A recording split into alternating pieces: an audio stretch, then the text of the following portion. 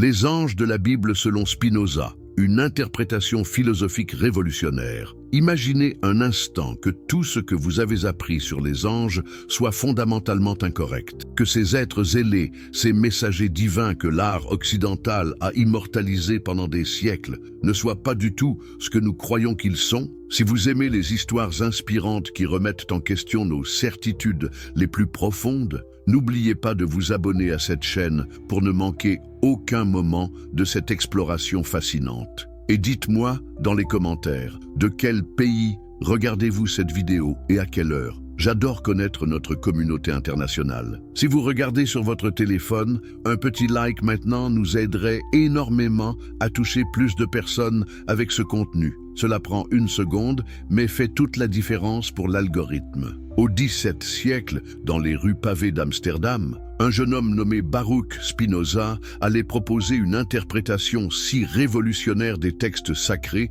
qu'elle ébranlerait les fondements mêmes de la théologie occidentale. Mais était-ce vraiment une révélation ou simplement le retour à une vérité oubliée depuis des millénaires? Aujourd'hui, nous plongeons dans l'une des théories les plus controversées et pourtant les plus logiques jamais formulées sur la nature des anges bibliques. Préparez-vous à voir les Écritures sous un jour complètement nouveau. Et d'ailleurs, première partie, le contexte historique de Spinoza, le philosophe qui défia son temps. L'homme derrière la révolution. Qui était vraiment Baruch Spinoza? Pourquoi ses contemporains le craignaient-ils au point de l'excommunier de sa propre communauté? Et surtout, comment un simple polisseur de lentilles est-il devenu l'un des penseurs les plus dangereux de son époque? Pour comprendre la révolution intellectuelle que Spinoza allait déclencher, nous devons d'abord comprendre l'homme et son époque. Né en 1632 à Amsterdam, Bento de Spinoza, son nom portugais d'origine,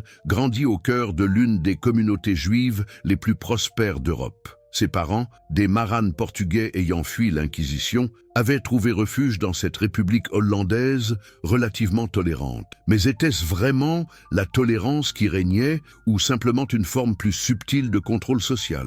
Amsterdam du XVIIe siècle était certes plus libérale que la plupart des villes européennes, mais chaque communauté, juive, catholique, protestante, maintenait ses propres règles strictes et ses propres orthodoxies. Le jeune Spinoza excellait dans ses études talmudiques. Il maîtrisait l'hébreu, le portugais, l'espagnol et plus tard le latin et le hollandais. Ses professeurs le destinaient à devenir rabbin. Mais quelque chose d'étrange commençait à se produire dans l'esprit de ce brillant étudiant. Les questions qu'il posait devenaient de plus en plus dérangeantes. Pouvez-vous imaginer l'audace qu'il fallait à l'époque pour remettre en question l'interprétation littérale des Écritures? Dans une société où la foi était aussi indiscutable que la loi de la gravité, Spinoza ne se contentait plus des réponses traditionnelles. Il voulait comprendre, non pas seulement croire. À 24 ans, le 27 juillet 1656, l'impensable se produisit. La communauté juive d'Amsterdam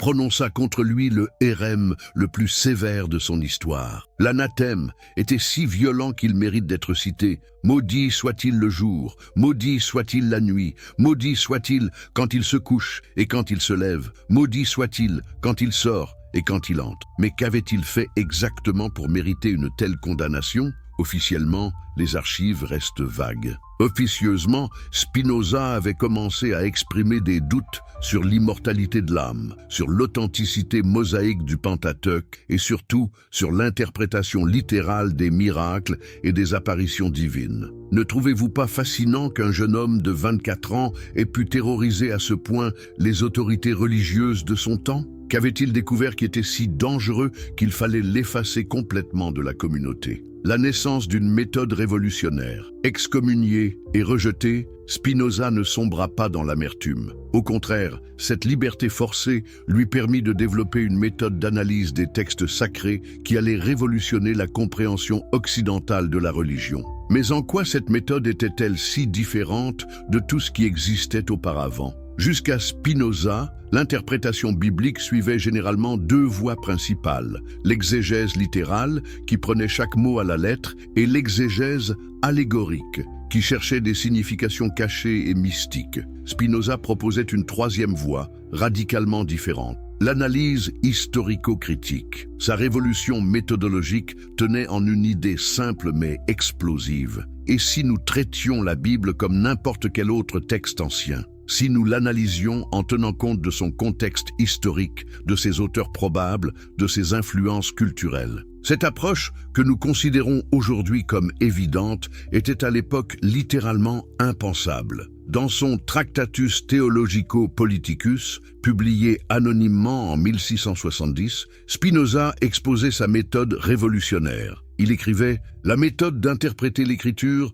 ne diffère en rien de la méthode d'interpréter la nature. L'une et l'autre consistent principalement à dresser une histoire des phénomènes. Pouvez-vous mesurer la portée révolutionnaire de cette simple phrase? Spinoza affirmait que les textes sacrés devaient être étudiés avec la même rigueur scientifique que les phénomènes naturels. Plus de révélations mystiques, plus d'autorité indiscutable, seulement la raison, l'observation et l'analyse critique. Cette méthode allait transformer sa compréhension des anges bibliques, car si les anges n'étaient pas des révélations surnaturelles, mais des phénomènes à analyser historiquement et rationnellement, alors que découvrirait cette analyse?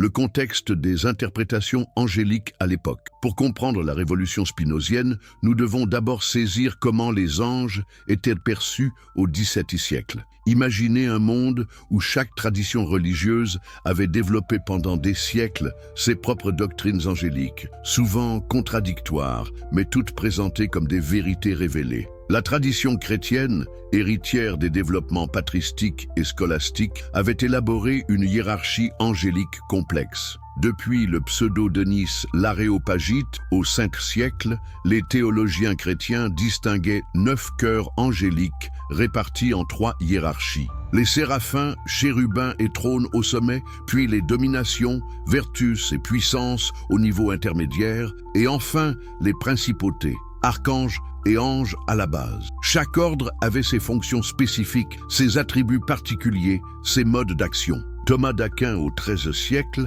avait même développé une science angélique d'une précision quasi mathématique, expliquant comment ces êtres purement spirituels pouvaient agir sur le monde matériel. Mais la tradition juive, dont Spinoza était issu, avait développé ses propres conceptions angéliques. La littérature talmudique et kabbalistique foisonnait d'anges aux noms hébraïques complexes. Michael, Gabriel, Raphaël, Uriel, mais aussi des myriades d'anges mineurs chargés de fonctions très spécifiques. Chaque prière avait ses anges gardiens, chaque acte religieux mobilisait des forces angéliques particulières. La tradition islamique, contemporaine de Spinoza à travers la présence ottomane en Europe, proposait encore une autre vision angélique. Les malaïkas coraniques avaient des rôles précis. Jibril, Gabriel pour la révélation, Michaïl, Michel pour la providence naturelle, Israfil pour la résurrection, Azraïl pour la mort. Pourquoi cette profusion d'interprétations différentes autour d'un même phénomène biblique? Comment des traditions issues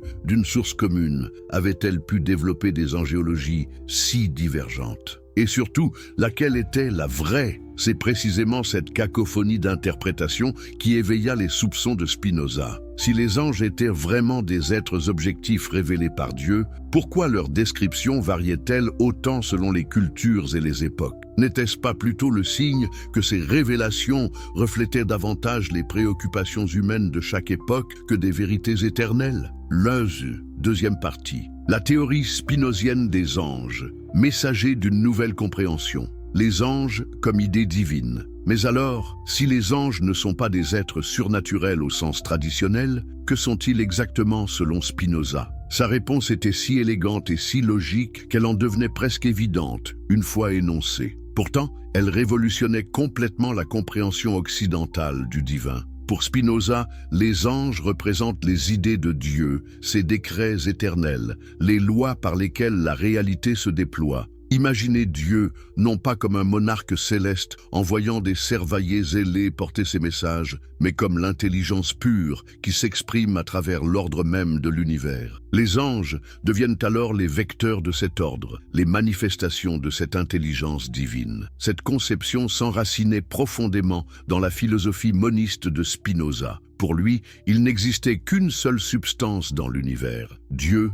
ou la nature, Deus sive natura. Tout ce qui existe n'est qu'une modification, une expression particulière de cette substance unique. Les anges ne peuvent donc pas être des substances séparées, des créatures indépendantes de Dieu. Ils sont Dieu lui-même sous un certain aspect, Dieu en tant qu'il se révèle à travers certaines idées ou certaines lois. Pouvez-vous saisir la beauté philosophique de cette conception? Au lieu de multiplier les êtres et de peupler l'univers de créatures mystérieuses, Spinoza unifie tout sous une seule réalité divine. Les anges ne sont plus des intermédiaires entre Dieu et le monde. Ils sont la façon dont Dieu est présent dans le monde. Prenons un exemple concret. Quand la Bible raconte qu'un ange annonce à Marie qu'elle portera le Fils de Dieu, l'interprétation traditionnelle y voit un être céleste descendu du ciel pour délivrer un message. Spinoza y voit plutôt la représentation poétique du moment où Marie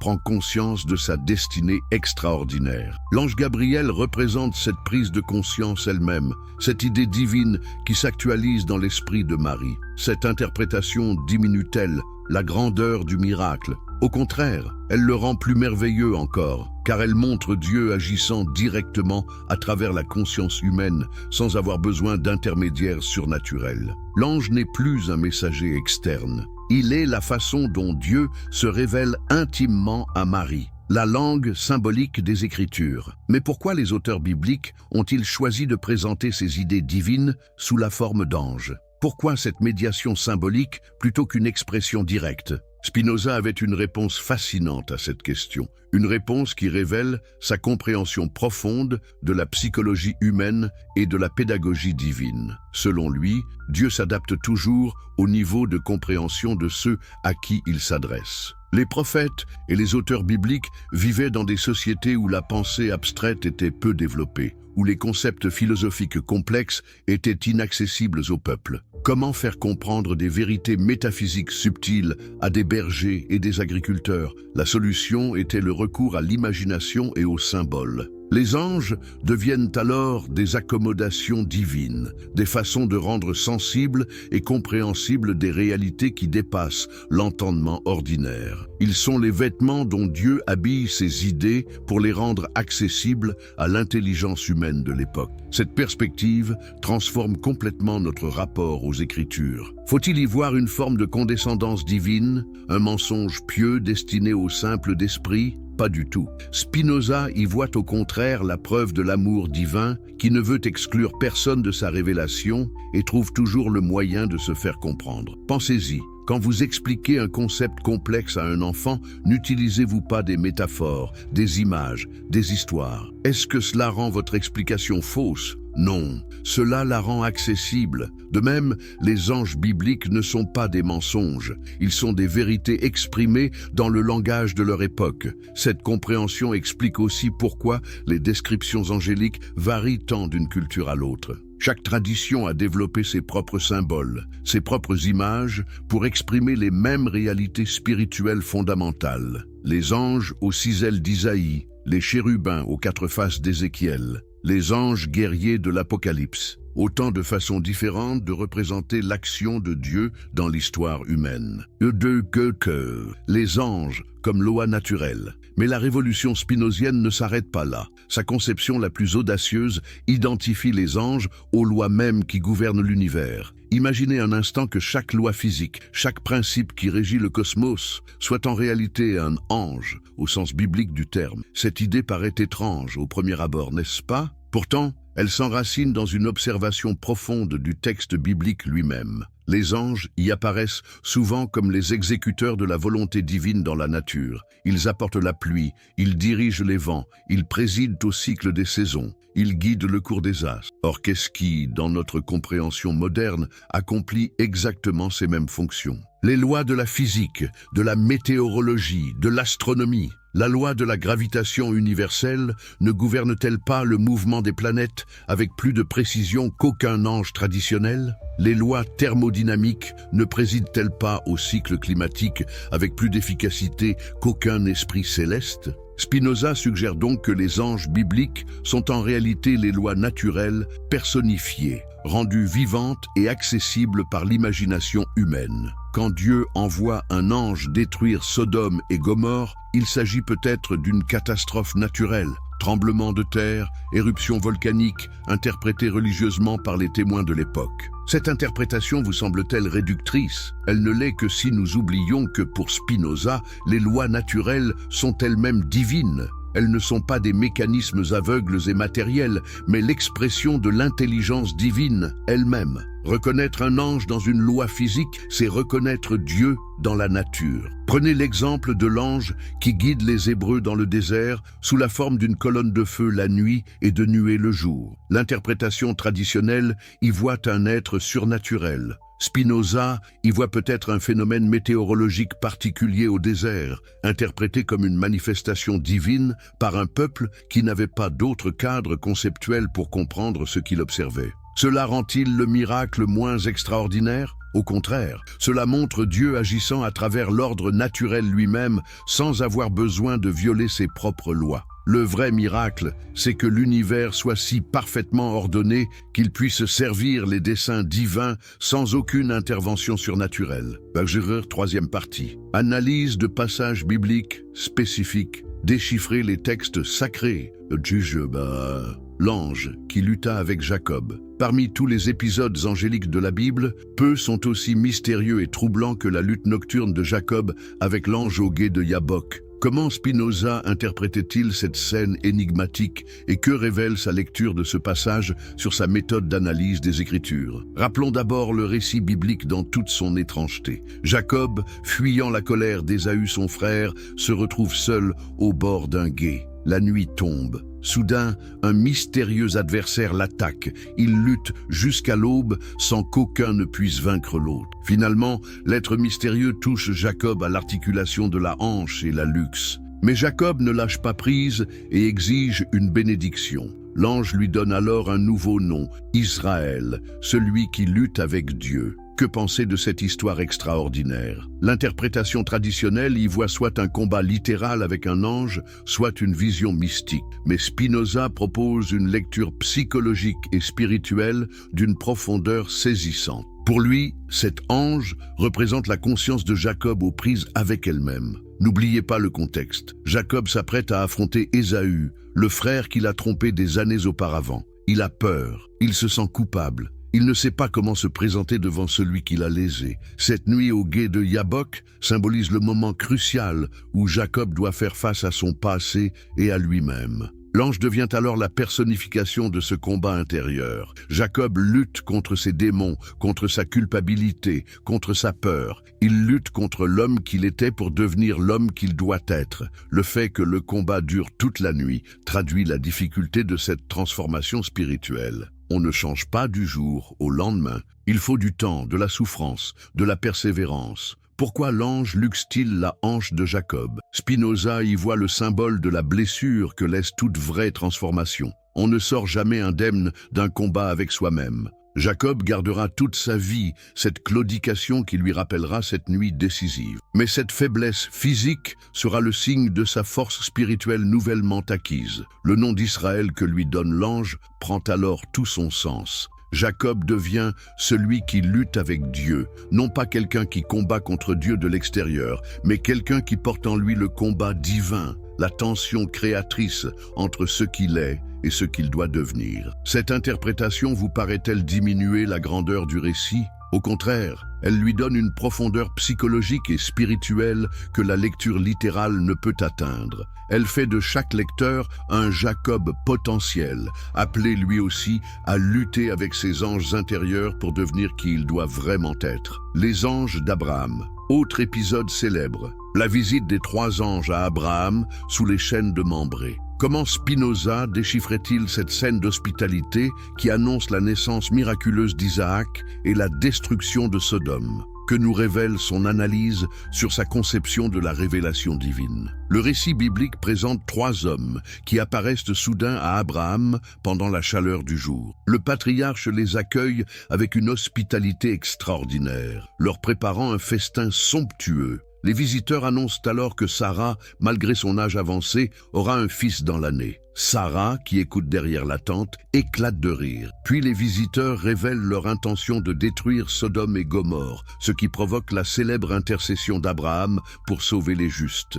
L'interprétation traditionnelle voit dans ces trois visiteurs soit des anges déguisés, soit Dieu lui-même accompagné de deux anges. La théologie chrétienne y a même vu une préfiguration de la Trinité. Mais que propose Spinoza? Sa lecture est remarquablement moderne et psychologique. Pour lui, cette visite angélique représente le moment où Abraham prend pleinement conscience de sa mission providentielle. Les trois anges symbolisent les trois aspects de cette prise de conscience. La promesse d'une descendance, malgré l'âge de Sarah, la responsabilité éthique, intercéder pour les innocents, et la compréhension de la justice divine, la destruction des villes corrompues. Pourquoi trois anges et non un seul? Spinoza y voit la richesse de la révélation abrahamique. Abraham ne reçoit pas un message simple, mais une vision complexe de son rôle dans l'histoire du salut. Il doit être à la fois père d'un peuple, premier ange, intercesseur pour la justice,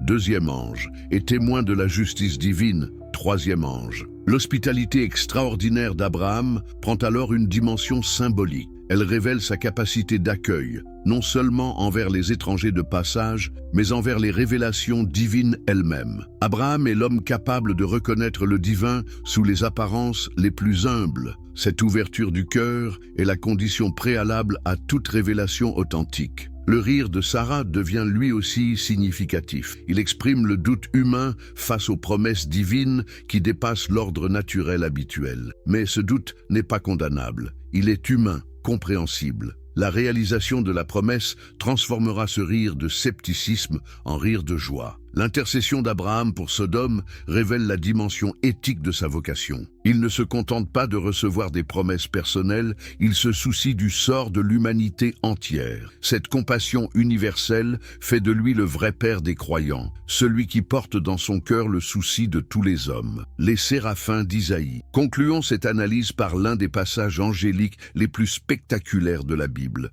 la vision d'Isaïe dans le temple. Comment Spinoza interprétait-il cette théophanie extraordinaire que nous apprend sa lecture sur sa compréhension de l'expérience prophétique? Souvenez-vous de la magnificence de cette vision. Isaïe voit le Seigneur assis sur un trône élevé, et les pans de sa robe remplissent le temple. Des séraphins à 6 ailes se tiennent au-dessus de lui. De 2 ailes, il se couvre la face, de 2 autres, il se couvre les pieds, et de 2 autres, il vole. Ils se crient l'un à l'autre, « Saint, Saint, Saint est le Seigneur des armées, toute la terre est pleine de sa gloire. » Les fondements du seuil sont ébranlés par leur voix, et la maison se remplit de fumée. Terrorisé par cette vision, Isaïe s'écrie « Malheur à moi, je suis perdu, car je suis un homme aux lèvres impures, et j'habite au milieu d'un peuple aux lèvres impures, et mes yeux ont vu le roi, le Seigneur des armées. » Alors l'un des séraphins vole vers lui, tenant à la main un charbon ardent qu'il a pris sur l'autel avec des pincettes. Il en touche les lèvres d'Isaïe et dit « Voici, ceci a touché tes lèvres.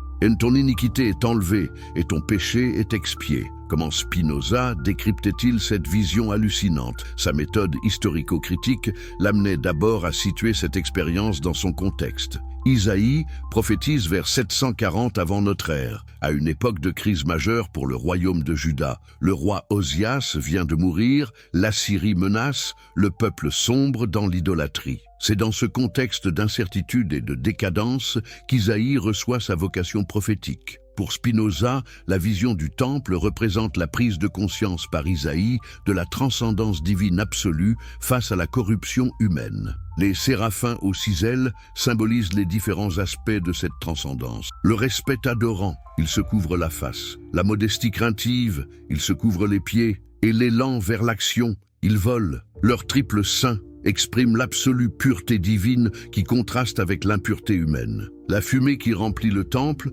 représente à la fois la majesté divine qui dépasse toute compréhension humaine et l'état de confusion spirituelle dans lequel se trouve Isaïe face à cette révélation. Comment un homme pécheur peut-il survivre à la rencontre du Dieu 3 fois saint? Le charbon ardent qui purifie les lèvres d'Isaïe symbolise la transformation spirituelle nécessaire à la mission prophétique. Isaïe ne peut devenir prophète qu'après avoir été purifié, transformé par le feu divin. Ses lèvres impures, symbole de sa parole humaine limitée et pécheresse, doivent être touchées par le feu céleste pour pouvoir porter la parole divine. Cette interprétation spinozienne transforme la vision d'Isaïe en paradigme de toute authentique expérience religieuse. La conscience de la transcendance divine, la reconnaissance de ses propres limites et la transformation intérieure qui permet de devenir instrument de la volonté divine. Les séraphins ne sont plus des créatures fantastiques peuplant un ciel lointain. Ils deviennent les symboles de tout ce qui, en nous et autour de nous, révèle la présence du sacré et nous invite à la transformation spirituelle. Ils sont ces moments de grâce où nous prenons conscience que la réalité dépasse infiniment nos petites préoccupations quotidiennes et nous appelle à une existence plus haute. Là, script approfondi. Les anges de la Bible selon Spinoza, une interprétation philosophique révolutionnaire. Takujo, introduction. Marquante. Imaginez un instant que tout ce que vous avez appris sur les anges soit fondamentalement incorrect, que ces êtres zélés, ces messagers divins que l'art occidental a immortalisés pendant des siècles, ne soient pas du tout ce que nous croyons qu'ils sont. Si vous aimez les histoires inspirantes qui remettent en question nos certitudes les plus profondes, n'oubliez pas de vous abonner à cette chaîne pour ne manquer aucun moment de cette exploration fascinante. Et dites-moi dans les commentaires, de quel pays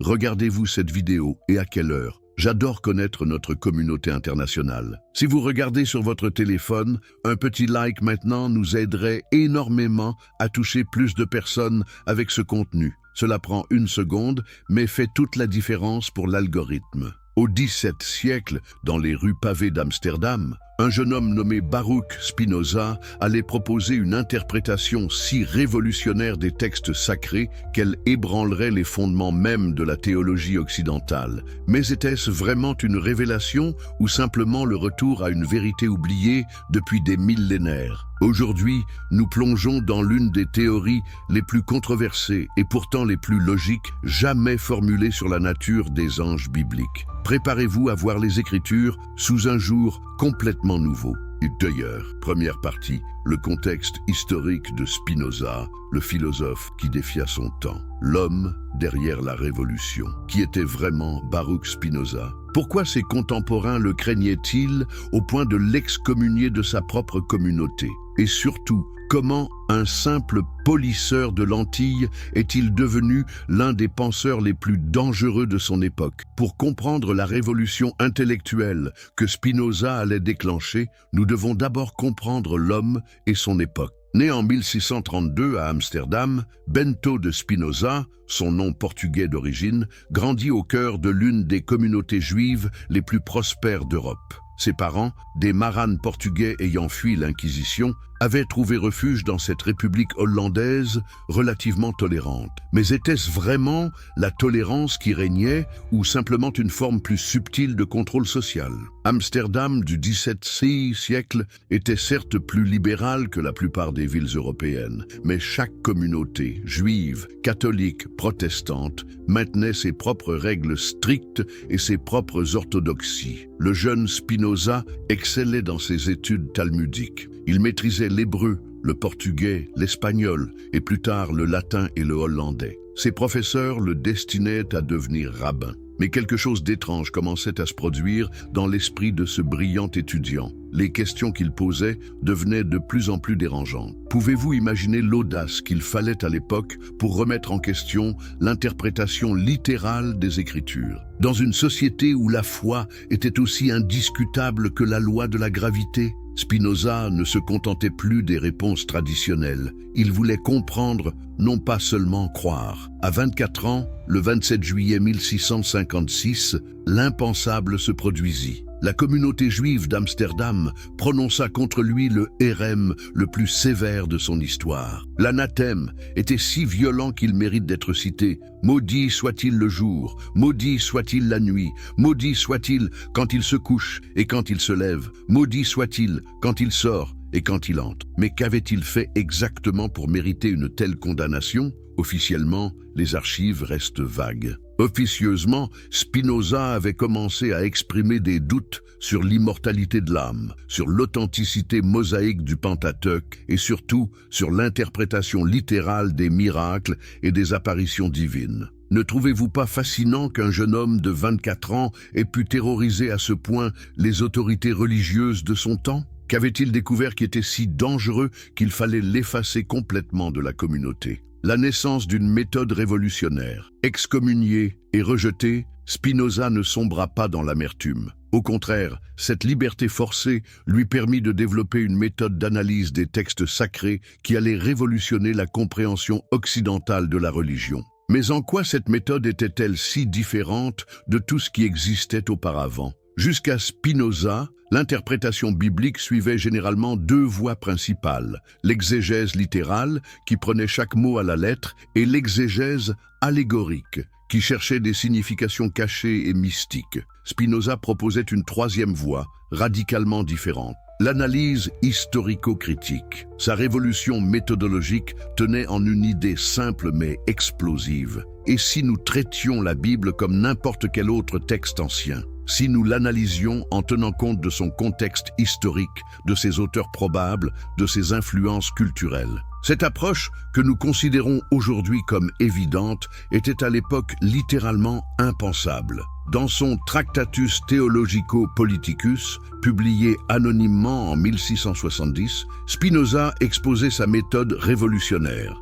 Il écrivait « La méthode d'interpréter l'écriture ne diffère en rien de la méthode d'interpréter la nature. L'une et l'autre consistent principalement à dresser une histoire des phénomènes. Pouvez-vous mesurer la portée révolutionnaire de cette simple phrase? Spinoza affirmait que les textes sacrés devaient être étudiés avec la même rigueur scientifique que les phénomènes naturels. Plus de révélations mystiques, plus d'autorité indiscutable, seulement la raison, l'observation et l'analyse critique. Cette méthode allait transformer sa compréhension des anges bibliques. Car si les anges n'étaient pas des révélations surnaturelles, mais des phénomènes à analyser historiquement et rationnellement, alors que découvrirait cette analyse? Le contexte des interprétations angéliques à l'époque. Pour comprendre la révolution spinozienne, nous devons d'abord saisir comment les anges étaient perçus au XVIIe siècle. Imaginez un monde où chaque tradition religieuse avait développé pendant des siècles ses propres doctrines angéliques, souvent contradictoires, mais toutes présentées comme des vérités révélées.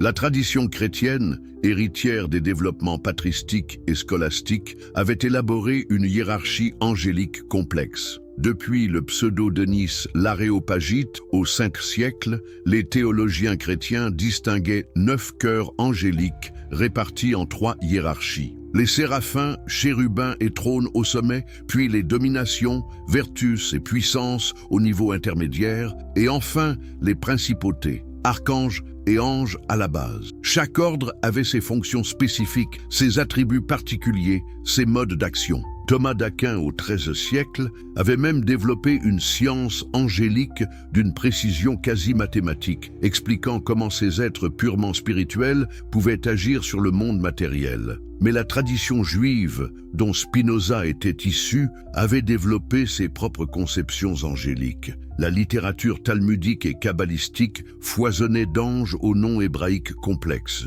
Michael, Gabriel, Raphaël, Uriel, mais aussi des myriades d'anges mineurs chargés de fonctions très spécifiques. Chaque prière avait ses anges gardiens, chaque acte religieux mobilisait des forces angéliques particulières. La tradition islamique, contemporaine de Spinoza à travers la présence ottomane en Europe, proposait encore une autre vision angélique. Les malaïkas coraniques avaient des rôles précis. Jibril, Gabriel pour la révélation, Michaïl, Michel pour la providence naturelle, Israfil pour la résurrection, Azraïl pour la mort. Pourquoi cette profusion d'interprétations différentes autour d'un même phénomène biblique? Comment des traditions issues d'une source commune avaient-elles pu développer des angéologies si divergentes? Et surtout, laquelle était la vraie? C'est précisément cette cacophonie d'interprétations qui éveilla les soupçons de Spinoza. Si les anges étaient vraiment des êtres objectifs révélés par Dieu, pourquoi leur description variait-elle autant selon les cultures et les époques? N'était-ce pas plutôt le signe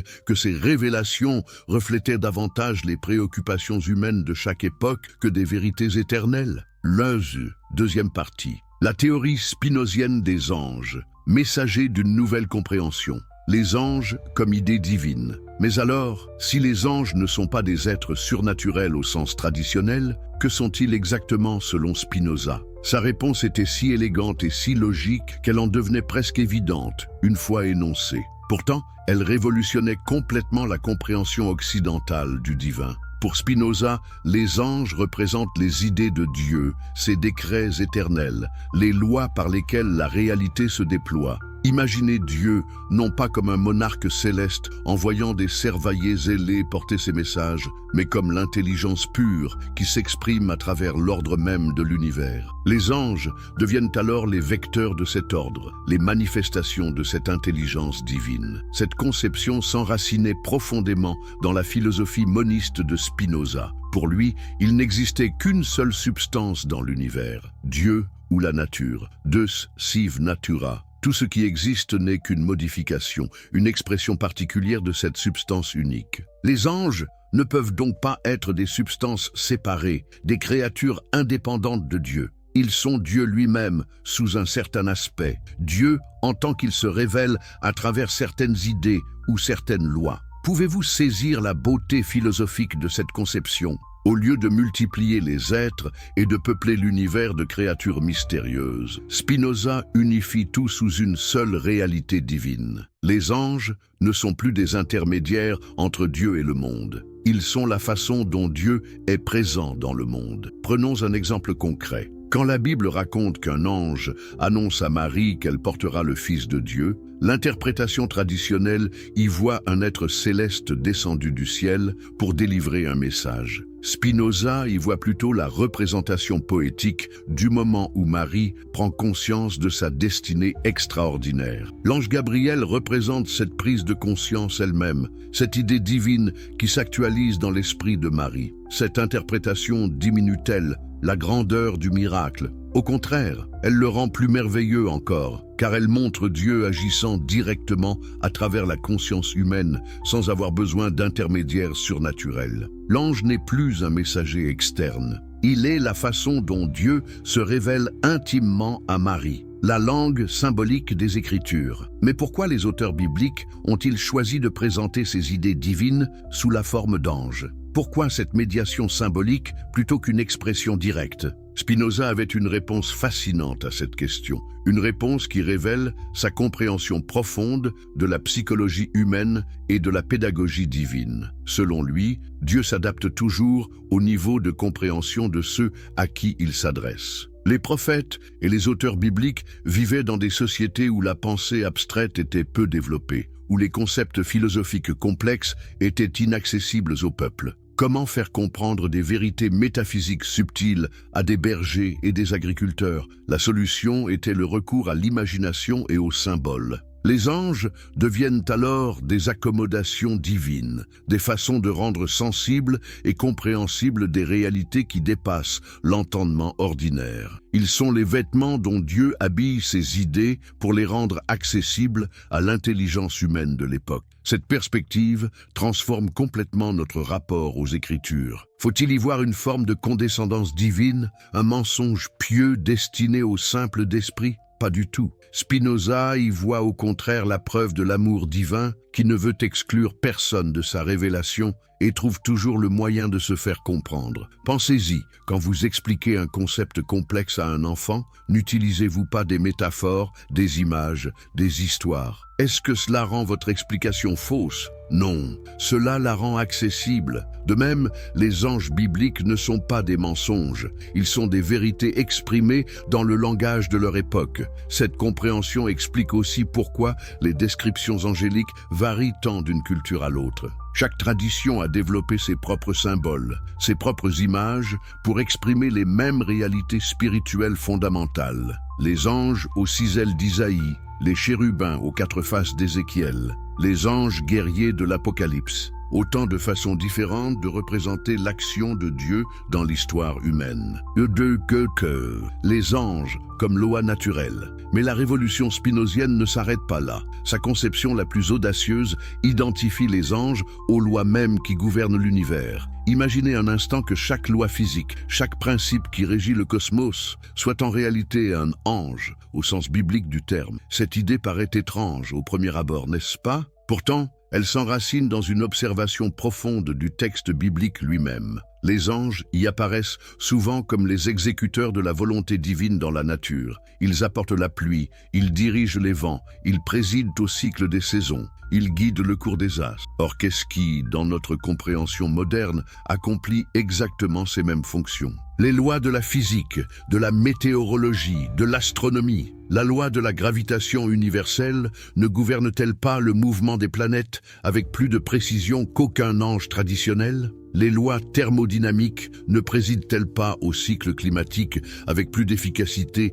qu'aucun esprit céleste? Spinoza suggère donc que les anges bibliques sont en réalité les lois naturelles personnifiées, rendues vivantes et accessibles par l'imagination humaine. Quand Dieu envoie un ange détruire Sodome et Gomorrhe, il s'agit peut-être d'une catastrophe naturelle, tremblement de terre, éruption volcanique, interprétée religieusement par les témoins de l'époque. Cette interprétation vous semble-t-elle réductrice? Elle ne l'est que si nous oublions que pour Spinoza, les lois naturelles sont elles-mêmes divines. Elles ne sont pas des mécanismes aveugles et matériels, mais l'expression de l'intelligence divine elle-même. Reconnaître un ange dans une loi physique, c'est reconnaître Dieu dans la nature. Prenez l'exemple de l'ange qui guide les Hébreux dans le désert sous la forme d'une colonne de feu la nuit et de nuée le jour. L'interprétation traditionnelle y voit un être surnaturel. Spinoza y voit peut-être un phénomène météorologique particulier au désert,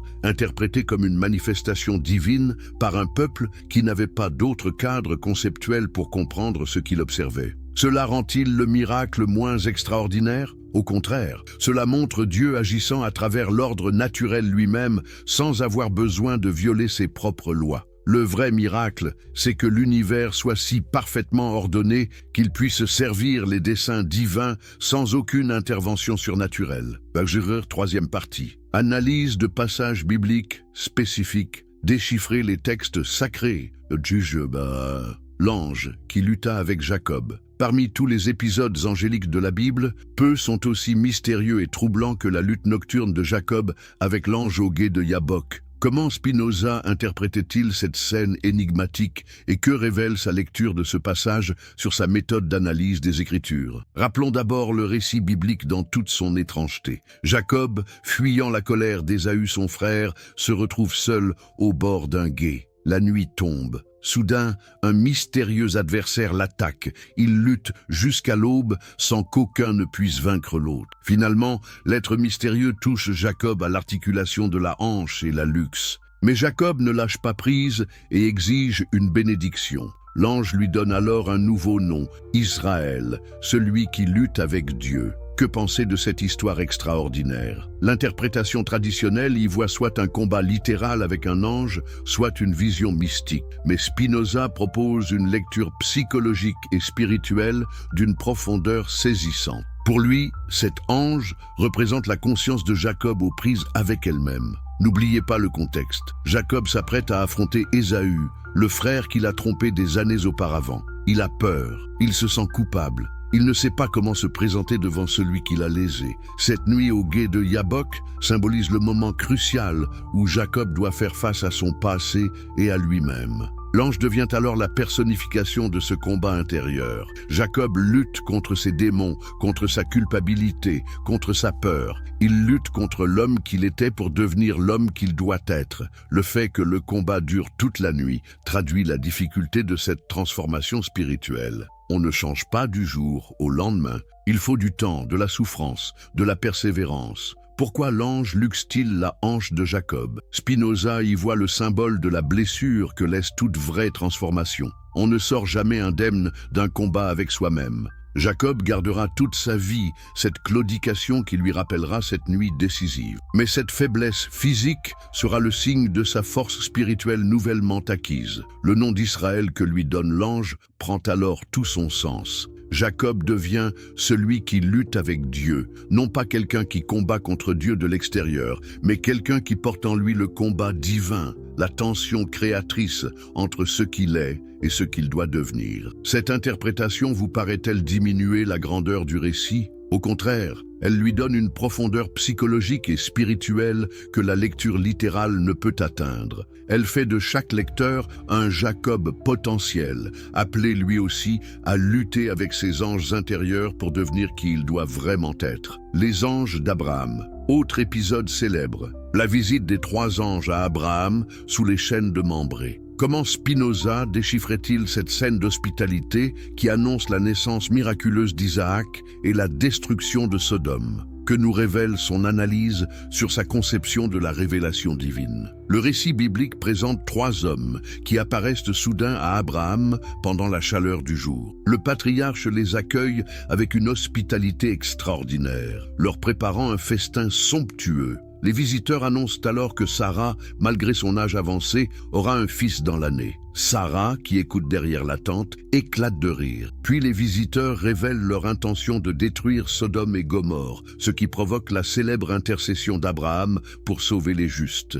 L'interprétation traditionnelle voit dans ces 3 visiteurs soit des anges déguisés, soit Dieu lui-même accompagné de 2 anges. La théologie chrétienne y a même vu une préfiguration de la Trinité. Mais que propose Spinoza? Sa lecture est remarquablement moderne et psychologique. Pour lui, cette visite angélique représente le moment où Abraham prend pleinement conscience de sa mission providentielle. Les 3 anges symbolisent les 3 aspects de cette prise de conscience. La promesse d'une descendance, malgré l'âge de Sarah, la responsabilité éthique, intercéder pour les innocents, et la compréhension de la justice divine, la destruction des villes corrompues. Pourquoi 3 anges et non un seul? Spinoza y voit la richesse de la révélation abrahamique. Abraham ne reçoit pas un message simple, mais une vision complexe de son rôle dans l'histoire du salut. Il doit être à la fois père d'un peuple, premier ange, intercesseur pour la justice, deuxième ange,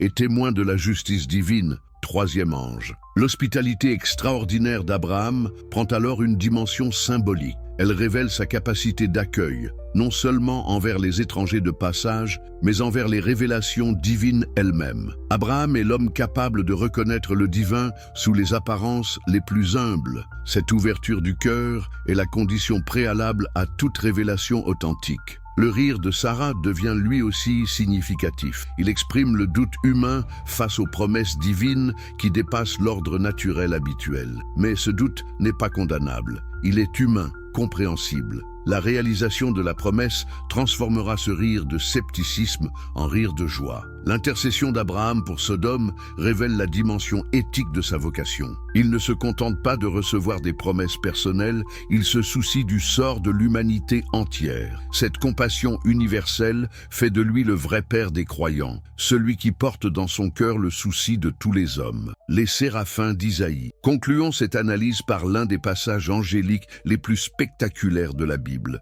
la vision d'Isaïe dans le temple. Comment Spinoza interprétait-il cette théophanie extraordinaire que nous apprend sa lecture sur sa compréhension de l'expérience prophétique? Souvenez-vous de la magnificence de cette vision. Isaïe voit le Seigneur assis sur un trône élevé, et les pans de sa robe remplissent le temple. Des séraphins à 6 ailes se tiennent au-dessus de lui. De 2 ailes, il se couvre la face, de 2 autres, il se couvre les pieds, et de 2 autres, il vole. Ils se crient l'un à l'autre, « Saint, Saint, Saint est le Seigneur des armées, toute la terre est pleine de sa gloire. » Les fondements du seuil sont ébranlés par leur voix, et la maison se remplit de fumée. Terrorisé par cette vision, Isaïe s'écrie « Malheur à moi, je suis perdu, car je suis un homme aux lèvres impures, et j'habite au milieu d'un peuple aux lèvres impures, et mes yeux ont vu le roi, le Seigneur des armées. » Alors l'un des séraphins vole vers lui, tenant à la main un charbon ardent qu'il a pris sur l'autel avec des pincettes.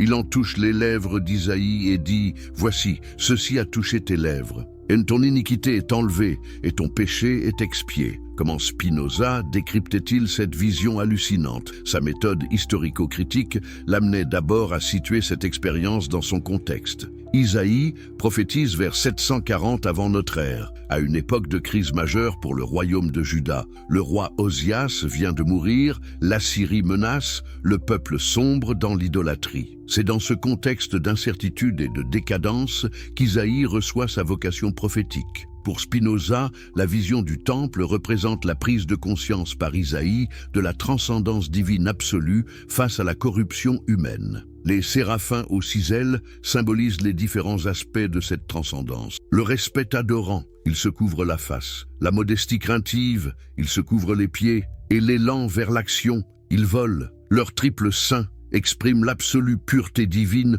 qui contraste avec l'impureté humaine. La fumée qui remplit le temple représente à la fois la majesté divine qui dépasse toute compréhension humaine et l'état de confusion spirituelle dans lequel se trouve Isaïe face à cette révélation. Comment un homme pécheur peut-il survivre à la rencontre du Dieu 3 fois saint? Le charbon ardent qui purifie les lèvres d'Isaïe symbolise la transformation spirituelle nécessaire à la mission prophétique. Isaïe ne peut devenir prophète qu'après avoir été purifié, transformé par le feu divin. Ses lèvres impures, symbole de sa parole humaine limitée et pécheresse, doivent être touchées par le feu céleste pour pouvoir porter la parole divine. Cette interprétation spinozienne transforme la vision d'Isaïe en paradigme de toute authentique expérience religieuse. La conscience de la transcendance divine, la reconnaissance de ses propres limites et la transformation intérieure qui permet de devenir instrument de la volonté divine. Les séraphins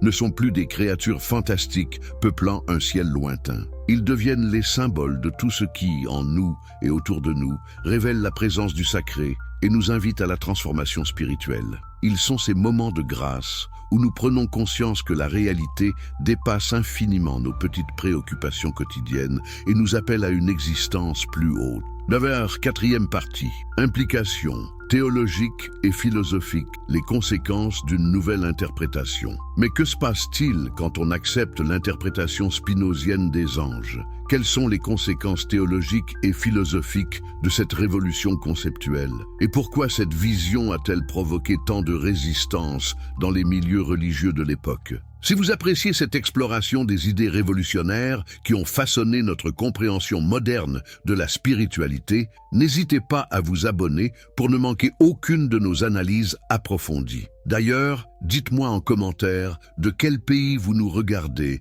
et à quelle heure vous découvrez cette vidéo. J'adore voir notre communauté internationale se former. Et si vous êtes sur votre téléphone, un petit pouce levé maintenant nous aiderait énormément à faire découvrir ce contenu à plus de personnes. Démythification sans désacralisation. La première objection qu'on pourrait faire à Spinoza est évidente. En transformant les anges en idées divines ou en lois naturelles, ne détruit-il pas le mystère et la beauté de la foi? Ne réduit-il pas les Écritures à de simples textes humains dépourvus de toute dimension surnaturelle? Cette critique révèle une incompréhension fondamentale de la pensée spinozienne. Pour Spinoza, démythifier ne signifie pas désacraliser. Au contraire, c'est révéler le vrai sacré caché sous les apparences mythologiques. Pouvez-vous imaginer une vision plus religieuse que celle qui voit Dieu présent dans chaque loi physique, dans chaque idée vraie, dans chaque moment de prise de conscience spirituelle? Prenons l'exemple de la loi de la gravitation. Dans la perspective spinozienne, cette loi n'est pas un mécanisme aveugle et matériel, mais l'expression de l'intelligence divine elle-même. Quand Newton découvre que les planètes suivent des ellipses parfaites autour du Soleil, il ne désenchante pas le cosmos. Il révèle la beauté mathématique de l'ordre divin. L'ange qui guide les astres dans leur course n'est pas supprimé. Il est identifié à cette loi même qui régit leur mouvement avec une précision infinie. Cette perspective transforme radicalement notre rapport à la nature et à la science. Au lieu d'opposer foi et raison, connaissances religieuses et connaissances scientifiques, Spinoza les unifie dans une vision cohérente. Chaque découverte scientifique devient une révélation théologique. Chaque loi physique dévoile un aspect de la sagesse divine. Mais cette unification va plus loin encore. Elle s'étend au domaine de l'expérience spirituelle elle-même. Quand un croyant ressent la présence divine dans la prière, quand un mystique vit une extase, quand un pécheur éprouve le repentir, Spinoza n'y voit pas des illusions subjectives, mais des modalités authentiques de la révélation divine. Simplement, cette révélation ne vient pas de l'extérieur sous forme d'ange messager. Elle surgit de l'intérieur, de la nature même de l'esprit humain en tant qu'il participe à l'intelligence divine. Comprenez-vous la beauté de cette vision ? Elle ne supprime pas l'expérience religieuse, elle la fonde sur des bases plus solides. Elle ne détruit pas le miracle, elle le révèle partout où l'œil sait le voir. Elle ne chasse pas les anges du monde, elle les reconnaît dans chaque manifestation de l'ordre et de la beauté. Cette approche explique pourquoi Spinoza a pu maintenir, malgré son excommunication et les persécutions, une profonde spiritualité. Ses correspondances témoignent d'un homme habité par le sens du sacré, mais d'un sacré purifié par la raison et élargi aux dimensions de l'univers entier. Pour lui, philosopher, c'était prier. Comprendre la nature, c'était contempler Dieu. Vivre selon la raison, c'était obéir à la volonté divine. Impact sur la théologie moderne. L'influence de l'herméneutique spinozienne sur la théologie moderne fut considérable, même si elle ne fut pas immédiatement reconnue. Comment les idées du philosophe d'Amsterdam finirent-elles par révolutionner l'exégèse biblique?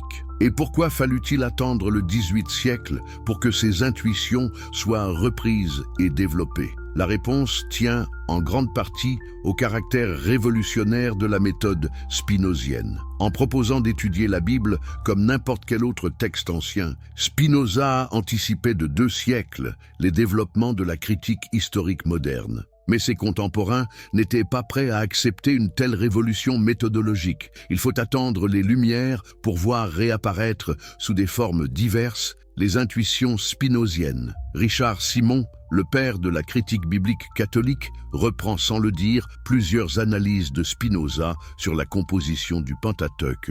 Johann Semler, le fondateur de la critique historique protestante, développe des méthodes d'interprétation qui doivent beaucoup à l'approche spinozienne, même s'il se défend de toute influence du dangereux philosophe hollandais. Mais c'est surtout au XIXe siècle que l'héritage spinozien se révèle pleinement. L'école de Tübingen, avec David Strauss et Ferdinand Bauer, applique systématiquement la méthode historico-critique aux évangiles. Strauss, dans sa Vie de Jésus, interprète les récits miraculeux comme des mythes, c'est-à-dire comme des vérités spirituelles exprimées sous forme narrative. N'est-ce pas exactement ce que faisait Spinoza avec les récits angéliques? Wellhausen, dans ses travaux sur les sources du Pentateuque, démontre la composition tardive et composite des livres de Moïse, confirmant les intuitions de Spinoza sur l'impossibilité d'une rédaction mosaïque. Gunkel, avec sa méthode de l'histoire des formes, montre comment les récits bibliques reflètent les préoccupations de leur communauté rédactrice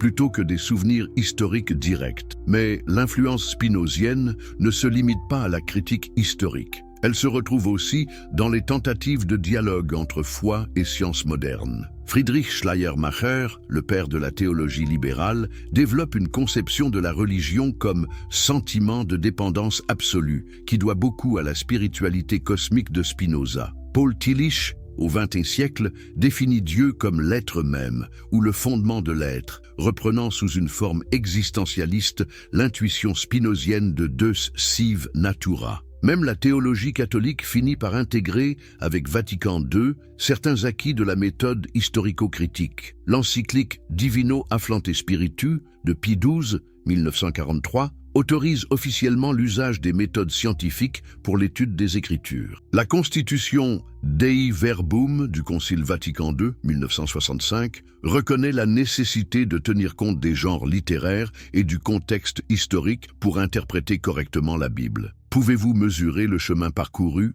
En 3 siècles, les idées que Spinoza exprimait dans la solitude de sa chambre de Reinsburg sont devenues, sous des formes certes adoucies et christianisées, le patrimoine commun de la théologie académique. L'excommunié de 1656 est devenu, sans qu'on le dise toujours, l'un des pères de l'exégèse moderne. Ulbagun, réconciliation entre foi et raison. Mais la contribution la plus durable de Spinoza à la théologie moderne réside peut-être dans sa tentative de réconciliation entre foi et raison. À une époque où ces deux domaines semblaient irréconciliablement opposés, comment le philosophe d'Amsterdam parvenait-il à les unifier dans une synthèse cohérente? La clé de cette réconciliation tient dans la distinction spinozienne entre la vérité et l'utilité. Pour Spinoza, les Écritures ne nous enseignent pas des vérités scientifiques ou métaphysiques, ce n'est pas leur fonction, mais des vérités pratiques et morales. Leur but n'est pas de nous faire connaître la structure de l'univers, mais de nous enseigner comment vivre selon la justice et la charité. Cette distinction libère la foi de l'obligation d'être scientifiquement exacte et libère la science de la contrainte de l'orthodoxie religieuse. Chacune a son domaine propre, sa méthode spécifique, sa vérité particulière. Il n'y a conflit que lorsqu'on mélange les genres, qu'on demande à la religion de faire de la physique ou à la physique de faire de la morale. Appliquée à la question des anges, cette distinction éclaire tout. Peu importe que les anges existent réellement au sens où existent les électrons ou les galaxies. Ce qui importe, c'est qu'ils remplissent leurs fonctions pédagogiques et spirituelles. Enseigner la transcendance divine, la providence, la responsabilité morale, la possibilité de la transformation intérieure. Cette approche pragmatique de la vérité religieuse anticipe remarquablement certains développements de la philosophie contemporaine. William James, avec son pragmatisme religieux, soutient que la vérité d'une croyance se mesure à ses conséquences pratiques plutôt qu'à sa correspondance avec la réalité objective. Wittgenstein, dans ses réflexions sur les jeux de langage, montre que les énoncés religieux obéissent à des règles différentes de celles des énoncés scientifiques. Mais Spinoza va plus loin que ces approches modernes. Il ne se contente pas de séparer foi et raison. Il montre comment elles peuvent se soutenir mutuellement. La raison aide la foi à se purifier de ses superstitions et de ses anthropomorphismes naïfs. La foi inspire la raison à chercher dans la nature les traces de la sagesse divine. Cette synthèse spinozienne offre-t-elle une solution viable au conflit moderne entre religion et science? L'histoire des 3 derniers siècles suggère que oui, au moins partiellement. Les théologies qui ont survécu à la révolution scientifique sont généralement celles qui ont intégré, sous une forme ou une autre, la leçon spinozienne. Distinguer le domaine propre de la foi et celui de la raison, sans les opposer stérilement. De Vue, 5e partie, relevance contemporaine et débats actuels. Spinoza au XXIe siècle. Mais qu'en est-il aujourd'hui? À l'ère de la physique quantique, de la neurobiologie et de l'intelligence artificielle, que reste-t-il de la vision spinozienne des anges? Ces intuitions du XVIIe siècle peuvent-elles encore éclairer nos débats contemporains sur la religion, la science et la spiritualité? Interprétation moderne des anges. Commençons par observer comment les différentes traditions religieuses contemporaines abordent aujourd'hui la question angélique. N'est-il pas fascinant de constater à quel point les approches ont évolué depuis l'époque de Spinoza, tout en conservant parfois des éléments de sa vision révolutionnaire? Dans le christianisme contemporain, le spectre des interprétations angéliques s'étend désormais du littéralisme le plus strict au symbolisme le plus sophistiqué. Les églises évangéliques maintiennent généralement une croyance littérale aux anges comme êtres personnels créés par Dieu. Mais même dans ces milieux, on observe une tendance à spiritualiser les fonctions angéliques. Les anges deviennent moins des guerriers célestes que des guides spirituels et des consolateurs. Les églises historiques, catholiques, orthodoxes, protestantes mainline, ont généralement adopté une approche plus nuancée. Le catéchisme de l'Église catholique, 1992, affirme certes l'existence des anges comme créatures spirituelles, mais insiste davantage sur leurs fonctions symboliques et liturgiques que sur leurs interventions miraculeuses. N'y a-t-il pas là un écho lointain de l'approche spinozienne? La théologie orthodoxe, avec sa tradition apophatique, a toujours été plus à l'aise avec l'aspect mystérieux et ineffable des réalités spirituelles. Les anges y sont davantage perçus comme des énergies divines que comme des substances créées séparées. Cette conception ne rappelle-t-elle pas étrangement les idées de Dieu spinoziennes? Le protestantisme libéral, héritier indirect de la critique historique, tend à interpréter les anges de manière principalement symbolique. Paul Tillich parlait des anges comme de symboles de la dimension spirituelle de l'existence. Rudolf Bultmann proposait de démythologiser les récits angéliques pour en dégager le message existentiel. Ces approches ne prolongent-elles pas, sous d'autres noms, l'herméneutique spinozienne? Dans le judaïsme contemporain, l'éventail est tout aussi large. Le judaïsme orthodoxe maintient la croyance traditionnelle aux anges, mais avec des nuances importantes. Le Talmud babylonien était déjà très prudent sur les spéculations angéliques, recommandant de ne pas trop s'y attarder. Cette prudence talmudique ne préparait-elle pas, d'une certaine manière, la critique spinozienne? Le judaïsme réformé et conservateur a largement adopté une approche historico-critique qui doit beaucoup, consciemment ou non, aux intuitions de Spinoza. Les anges y sont généralement interprétés comme des métaphores de l'action divine dans l'histoire humaine ou de la dimension spirituelle de l'existence. Mais peut-être la tradition religieuse qui s'est montrée la plus réceptive aux intuitions spinoziennes est-elle l'islam, malgré les apparences. La théologie islamique classique, avec sa conception de la transcendance absolue, Tanzik, a toujours eu tendance à spiritualiser les attributions angéliques. Les anges du Coran sont moins des personnes que des fonctions, moins des substances que des modalités de l'action divine. Ibn Rushd Averroès, le grand philosophe cordouan du XIIe siècle, interprétait déjà les anges comme des intelligences séparées, responsables du mouvement des sphères célestes. N'anticipait-il pas, à sa manière, l'identification spinozienne entre anges et lois naturelles? L-Begegul, critique et défense de l'interprétation spinozienne. Mais l'approche spinozienne n'est pas sans critique, y compris parmi les théologiens les plus ouverts à la modernité. Quelles sont les principales objections formulées contre l'herméneutique spinozienne? Et comment ces défenseurs contemporains répondent-ils à ces critiques? La première critique, formulée dès le XVIIe siècle et toujours présente aujourd'hui, concerne le réductionnisme supposé de l'approche spinozienne. En réduisant les anges à des idées divines ou à des lois naturelles, Spinoza ne vide-t-il pas la foi de sa substance? Ne transforme-t-il pas la religion en philosophie déguisée? Cette objection part d'un malentendu sur la nature du réductionnisme spinozien. Spinoza ne réduit pas les anges au sens où il les diminuerait ou les viderait de leur signification. Il les reconduit à leur véritable essence divine. Pour lui, dire qu'un ange est une idée de Dieu, c'est dire qu'il participe directement à la nature divine, qu'il est une modalité de l'être divin lui-même. Comment cela pourrait-il être réducteur? La deuxième critique concerne l'individualité des anges. Les traditions religieuses insistent généralement sur le fait que les anges sont des personnes, avec leur nom propre, leur caractère particulier, leur mission spécifique. L'interprétation spinozienne ne dissolve-t-elle pas cette personnalité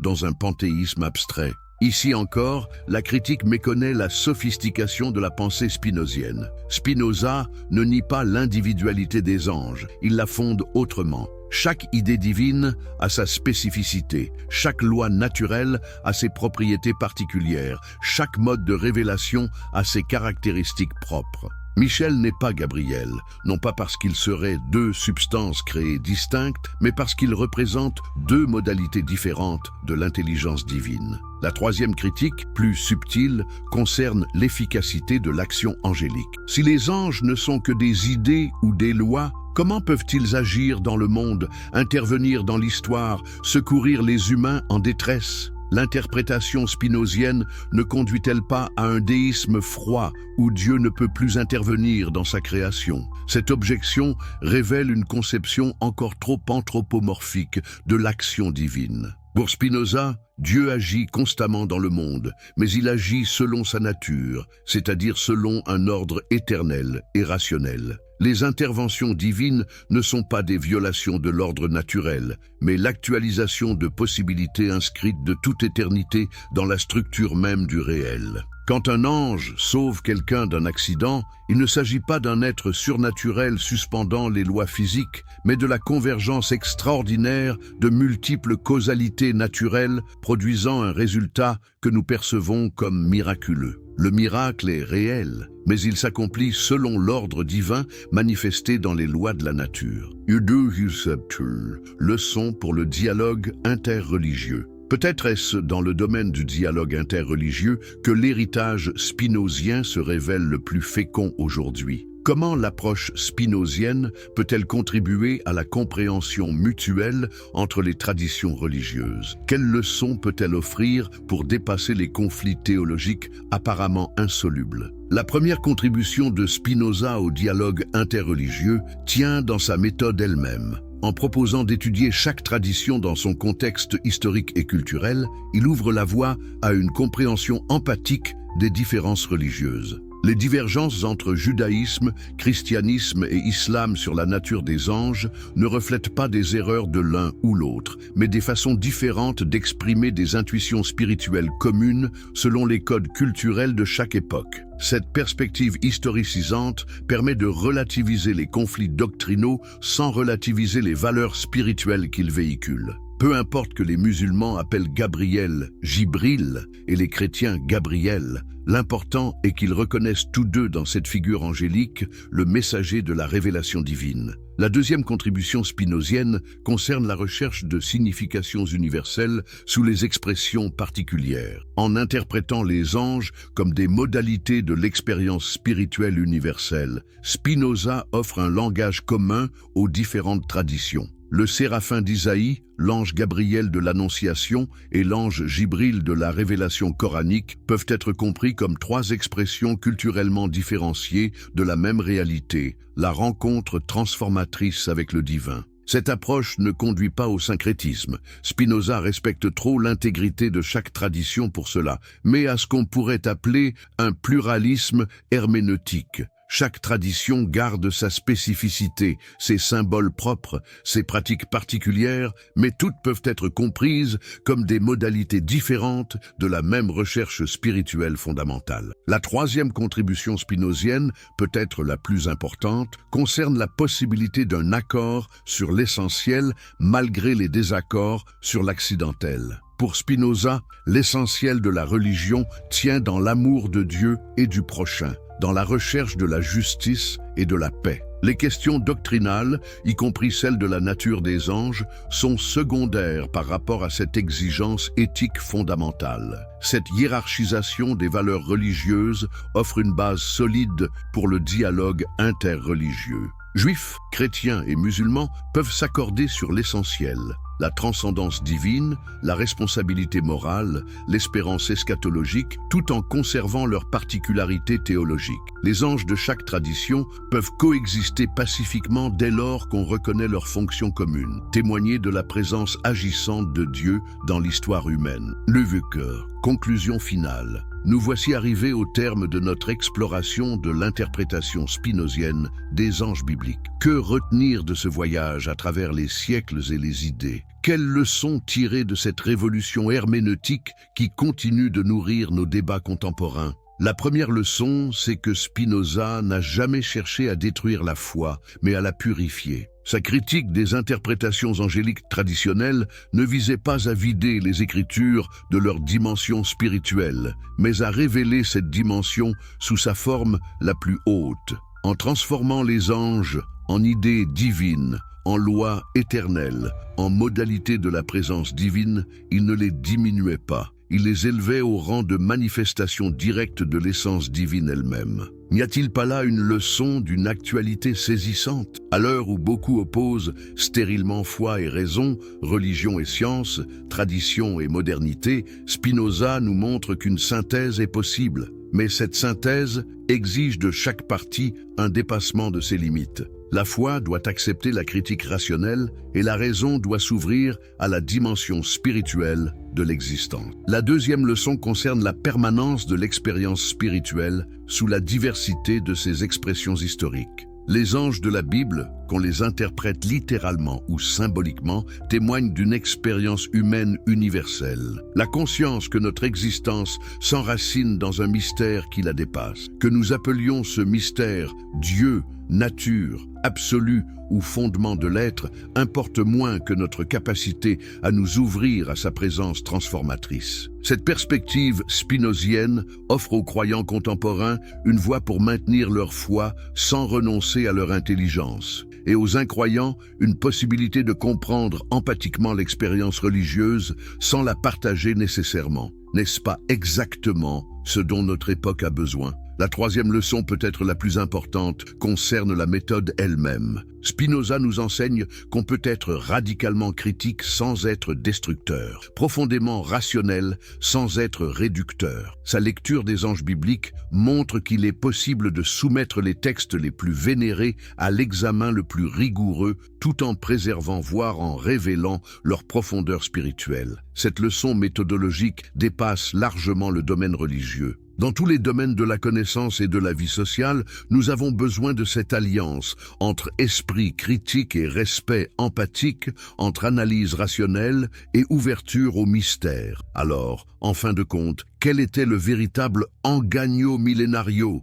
le mensonge millénaire dénoncé par Spinoza? Était-ce la croyance aux anges elles-mêmes? Certainement pas. Le véritable mensonge, selon Spinoza, était de croire qu'il fallait choisir entre la foi et la raison, entre le respect des traditions et l'exigence de vérité, entre l'expérience spirituelle et la connaissance rationnelle. Les anges de Spinoza, qu'ils soient idées divines, lois éternelles ou modalités de la révélation, nous enseignent que ces oppositions sont factices. Il nous montre que le divin est assez grand pour se manifester aussi bien dans l'extase du mystique que dans l'équation du physicien, dans la beauté du rituel que dans l'évidence de la démonstration géométrique. Peut-être est-ce là la leçon la plus précieuse que nous lègue le solitaire de Ravensbourg.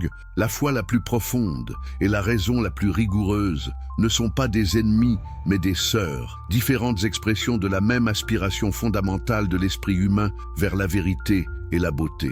Dans un monde où tant de conflits naissent de l'opposition stérile entre tradition et modernité, entre sacré et profane, entre foi et science, n'avons-nous pas plus que jamais besoin des anges de Spinoza pour nous apprendre à voir l'unité sous la diversité, l'éternité dans le temps, l'infini dans le fini? Les anges existent-ils? La réponse de Spinoza est d'une simplicité lumineuse. Ils existent de la seule façon dont ils puissent vraiment exister, comme manifestation de la présence divine dans un monde qui n'a jamais cessé d'être le temple du Très-Haut. À nous de savoir les reconnaître.